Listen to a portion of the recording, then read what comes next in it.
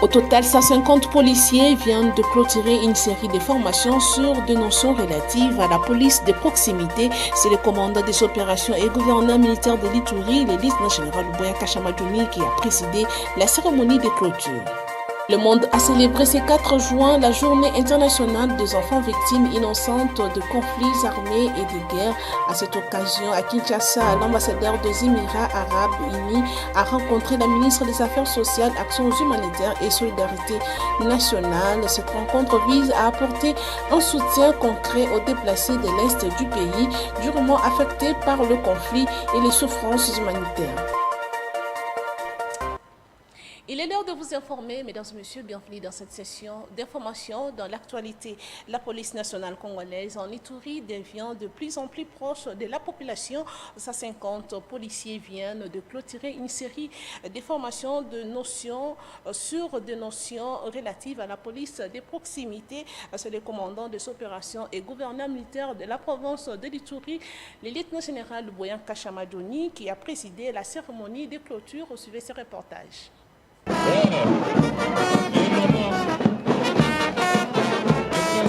Ces défilés imposants marquent la fin de la formation de plus de 150 policiers qui viennent d'être outillés pendant 6 mois sur les notions relatives à la police de proximité. Et c'est dans le cadre de la réforme des hommes en uniforme.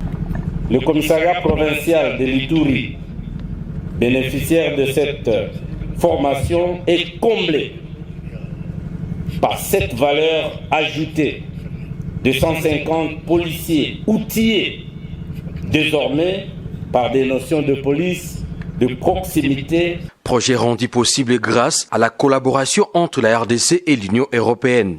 C'est aussi l'occasion de saluer et de reconnaître les mérites de ces partenariats agissant entre le gouvernement de la République démocratique du Congo et l'Union européenne à travers la 3e phase du programme d'appui à la réforme de la police par P3 en cible. Grâce à ces partenariats fructueux, de nombreux projets inscrits dans les plans d'action quinquennale de la réforme de la police ont pu être concrétisés. Occasion pour le lieutenant-général Luboya Kashamadjouni, commandant des opérations et gouverneur militaire de l'Ituri, de saluer l'appui de tous les partenaires du gouvernement congolais avant de prodiguer quelques sages conseils à ces éléments de l'ordre. Au nom du commandant suprême du FARDC et de la police nationale, à vous en remercier. Que ce soit l'Union européenne, toutes les fois que nous posons des problèmes, nous avons une solution. Pour protéger la population d'Abisso, avant, tant que nous avons qui bana mike, nous avons police ou gendarmerie. Police de proximité et Kolobani. Police de proximité et Koloba cause à la PNP et la population. À ce stade, le professionnalisme de ces policiers est donc vivement recommandé pour renforcer les efforts de la sécurité aux côtés des FRDC.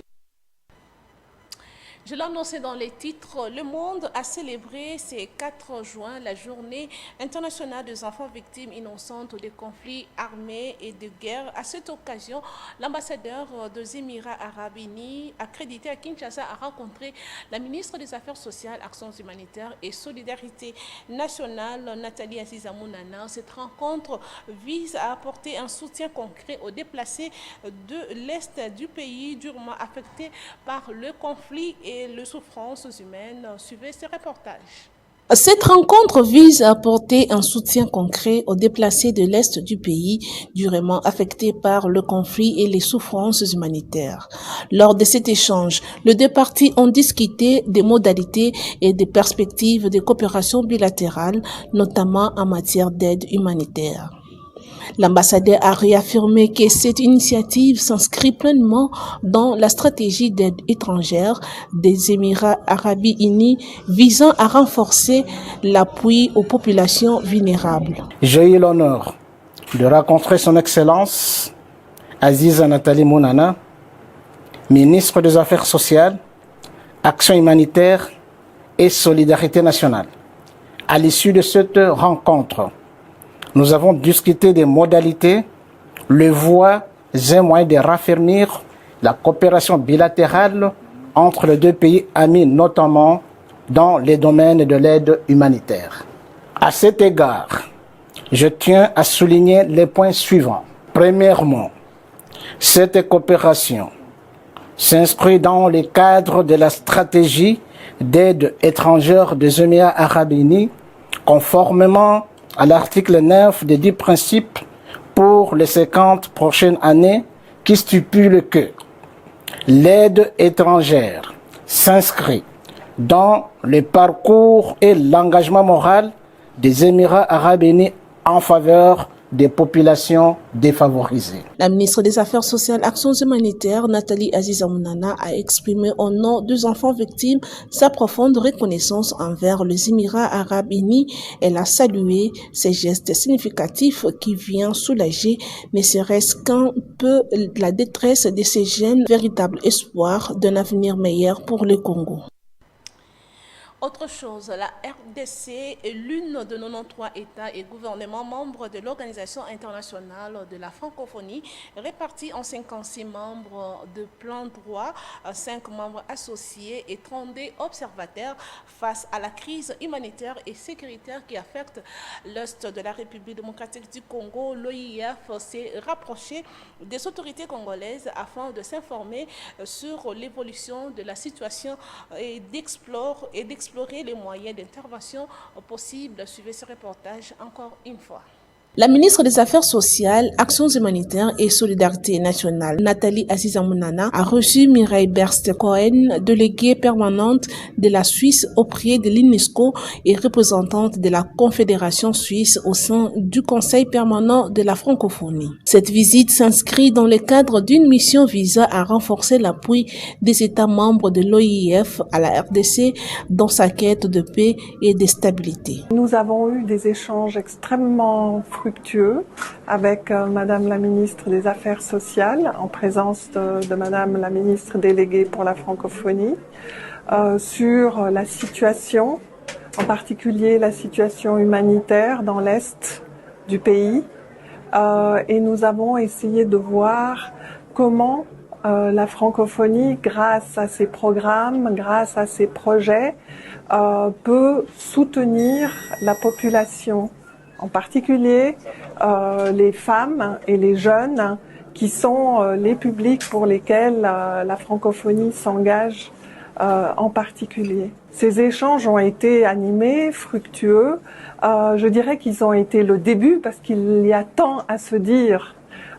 Et ce que nous souhaitons, c'est pouvoir aboutir à quelque chose de concret qui soit de manière à ce que la francophonie puisse vraiment apporter une contribution utile au Congo dans cette construction de la paix, dans une société qui soit paisible, qui soit aussi comme cela plus prospère et où ces jeunes, ces femmes et toute sa population puissent vivre mieux et en paix. Accompagnée de Madame Bestine Kazadi, ministre déléguée à la francophonie, la délégation aspire à une mobilisation significative de ressources de l'OIF pour favoriser la reconstruction d'une société pacifique et prospère, garantissant à la population un cadre de vie sûr et harmonieux.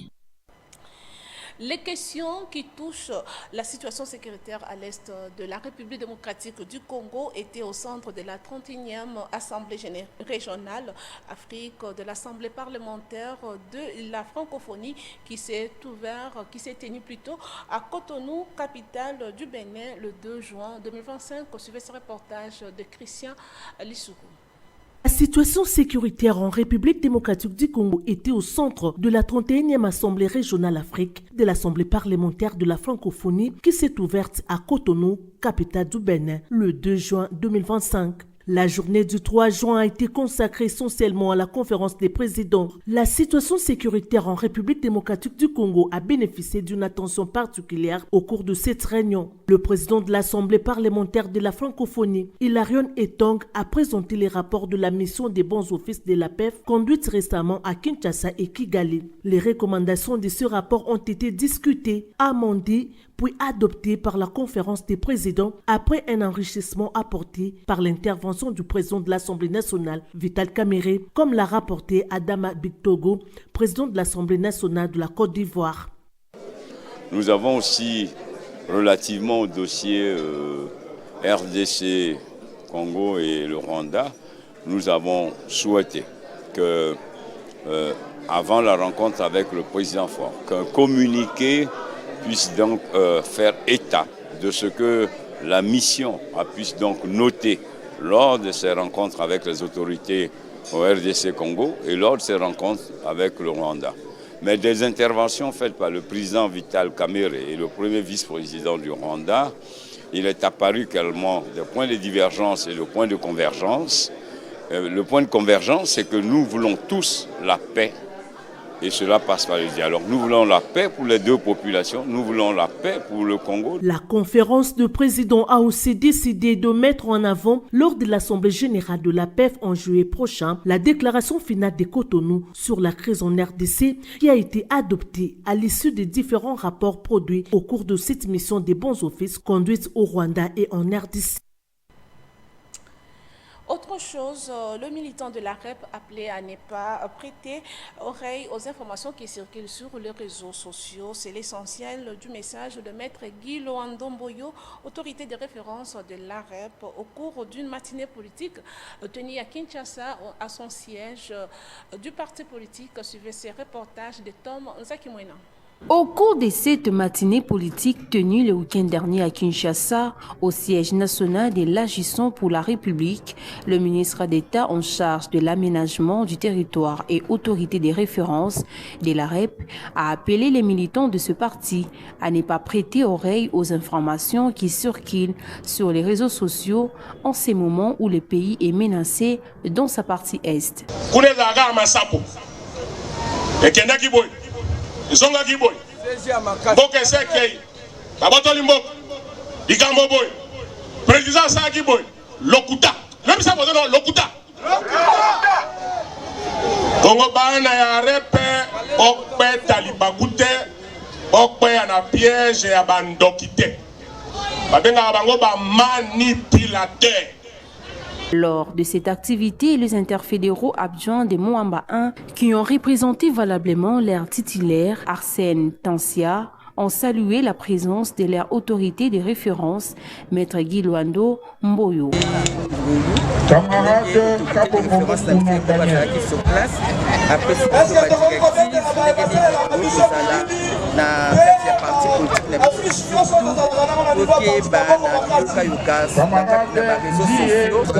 Parce que maman a besoin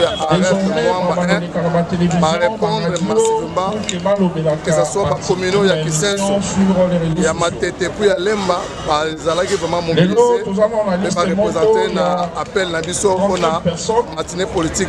La matinée politique a connu la présence du secrétaire général de la REP ainsi que d'autres hauts cadres du parti, notamment la députée nationale Dorothée Madia et l'interfédéral de la ville de Kinshasa, Germain Chinyama. Parlons religion dans ce journal. La plateforme des confessions religieuses a organisé un culte patriotique dénommé Le Réveil du Géant RDC le week-end dernier à l'esplanade du Palais du Peuple. Le reportage signé Sarah Kindela. L'esplanade du Palais du Peuple a servi de cadre pour la célébration de ce grand culte patriotique qui a réuni les fidèles de toutes les confessions religieuses de la République démocratique du Congo. Une cérémonie qui a connu la participation de plusieurs personnalités ecclésiastiques et politiques, notamment l'envoyé spécial du chef de l'État en matière de changement de mentalité. Prenant la parole pour la circonstance, le numéro 1 de la plateforme de confession religieuse, l'archevêque président Évariste Ejibaya Mompia a donné les raisons du réveil du grand géant RDC. En effet, le réveil du géant RDC nous impose de rompre avec le veillon, c'est-à-dire abandonner une conscience obscurcie, caractérisée par la haine, le manque d'amour et quitter les sentiers de misère pour bâtir en nous des activateurs de changement de comportement où que nous nous trouvions. Il a par la suite, au nom de la plateforme de confession religieuse, loué les efforts diplomatiques consentis par le gouvernement pour le maintien de la paix à l'est du pays. C'est à ce juste titre que nous saluons et reconnaissons le mérite des victoires diplomatiques qui ont mobilisé le monde entier à être du côté du Congo et de condamner l'agression rwandaise. Et avec votre volonté, est-ce que nous pouvons applaudir ces victoires diplomatiques de notre gouvernement sous l'impulsion du président de la République et chef de l'État, Félix-Antoine Tshisekedi? Pouvons-nous applaudir? Il s'y est de rappeler que le maintien de la paix en République démocratique du Congo est une priorité pour les hommes de Dieu et tout le peuple congolais. Crispin Kassongo, analyste politique, condamne le discours de Martin Fayulu, président de l'ECD. Ces derniers pensent qu'il en a déjà à échanger avec le président Tshisekedi avant de faire ces discours qui, selon lui, n'a pas de fond. Il est au micro de Christian Lissoukou. De le voir réagir ainsi, il faut que je dise au peuple congolais ici, M. Fayulu, avant de sortir médiatiquement, il avait déjà rencontré Félix Tshisekedi. La preuve est celle-ci. Une fois terminé, vers 12 heures, quelques minutes passées, c'est à 13 heures que la réponse suit sa déclaration. Et un président de la République, je ne sais pas s'il était déjà connecté, il était en direct en train de suivre Martin Fayulu. C'est-à-dire qu'ils se sont déjà entendus en coulisses et ils devraient nous dire tout ce qui se sont dit là-bas. C'est ça être. Maintenant, je ne sais pas, avec la vérité des urnes, élu du peuple, tout ça c'est parti où? Il a trahi le peuple. Est-ce qu'il y a seulement les mêmes personnes qui peuvent réfléchir à la place de tous les Congolais? Pourquoi pas vous, monsieur Christian? Vous êtes journaliste. Vous pouvez aussi être appelé, vous pouvez réfléchir. Tout le monde a le droit de réfléchir. Pourquoi toujours les mêmes personnes? C'est ça la question qui se pose. Pourquoi seulement Martin Fayulu? Pourquoi seulement les mêmes personnes là? Ok? Moi, je veux que ça soit de jeunes qui sont nombreux, qui attendent peut-être qu'ils parlent de dialogue, par exemple. Pourquoi le dialogue, c'est avec seulement eux? Il y a déjà une classe de personnes qui est connue, et ce sont eux seulement qui devraient décider de l'avenir du Congo, de l'avenir de tous les jeunes Congolais. Je ne sais pas, non, les jeunes, oui, aux vieux. Je ne sais pas si c'est comme ça maintenant. Je vous dis, déjà regardez 2028, nous voulons un Congo digne, un nouveau Congo avec de nouveaux dirigeants. En société, les agents et journaliers de la Sosimex ont manifesté mardi 3 juin 2025 devant les installations de leur entreprise pour demander le respect des SMIC concernant leur salaire. C'est le constat de Deborah Pébé. Par exemple, moi, on est le cas aux 300 000. Moi, on est lundi aux 280 000, aux 270 000. On est le motif, nous, on est le bon.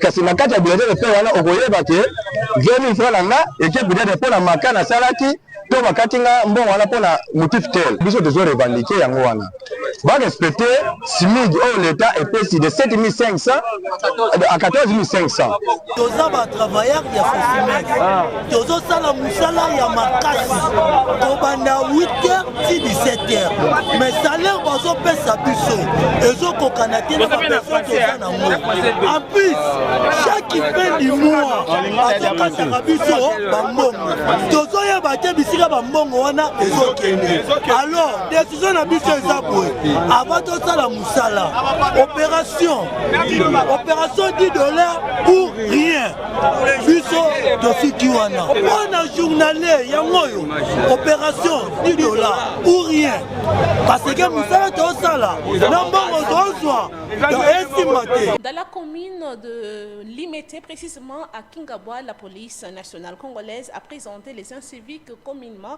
appelés Kuluna à la population, question de montrer sa détermination de remettre le calme dans cette partie de la capitale. Suivez ces constats de Agathe Miesi et Delphin Tundola. Ces présumés délinquants ont fait l'objet d'une opération ciblée menée dans le cadre de l'opération Ndobo, dont les quartiers Kingabwa D, précisément dans la commune de Limete, où ces jeunes délinquants ont sémé terrain et désolation les 2 derniers jours passés dans ces coins sensibles de la capitale. Cette opération, conduite par le sous-commissaire Eli Mandoulé, a permis l'arrestation et présentation de plusieurs délinquants victimes de plusieurs crimes. Stratégie qui a fait à ce que nous puissions avoir tous ces malfaiteurs qui ont sémé des désordres hier sur la grande direction Caïs. Alors, je ne vais que demander aux victimes d'entamer la procédure jusqu'à sa fin. Ce n'est que les seuls conseils que je pourrais conseiller aux victimes. Et puis, si nous faisons des vidéos, ce sont des vidéos pédagogiques, pour que cela enseigne aux autres qui sont restés de cesser et de jeter les machettes. Tout en reconnaissant que le quartier Kingabois est un quartier difficile par le nombre des inciviques qui sèment la terreur, il est préférable à la police de multiplier ce genre d'opérations pour mettre fin au phénomène Kuluna. Et pour bouclons ce journal, la ville de Kinshasa connaît une période très défavorable avec le phénomène de délabrement. Presque toutes les avenues connaissent un niveau de délabrement très avancé. C'est le cas de l'avenue Gambela, dont la commune de Kasavubu n'est pas épargnée dans son croisement de l'avenue Enseignement, une situation qui met la population en difficulté. Nous y reviendrons dans les prochaines éditions. Mesdames et messieurs, c'est la fin de ce journal, mais avant de nous quitter, place au rappel des titres. Vous avez suivi dans ce journal, au total 150 policiers viennent de clôturer une série de formations sur les notions relatives à la police de proximité. C'est le commandant de cette opération et gouverneur militaire de l'Ituri, le lieutenant général Luboya Kashamadjoni, qui a présidé la cérémonie de clôture. Et enfin, le monde a célébré ce 4 juin la journée internationale des enfants victimes innocentes de conflits armés et de guerre. À cette occasion, l'ambassadeur des Émirats arabes unis a rencontré la ministre des Affaires sociales, Actions humanitaires et Solidarité nationale. Cette rencontre vise à apporter un soutien concret aux déplacés de l'Est du pays durement affectés par le conflit et les souffrances humaines. Voilà, c'était là le rappel des titres. Merci pour votre attention. Un grand merci à toute l'équipe de la rédaction. Je vous retrouve prochainement, mais d'ici là, portez-vous bien. Au revoir.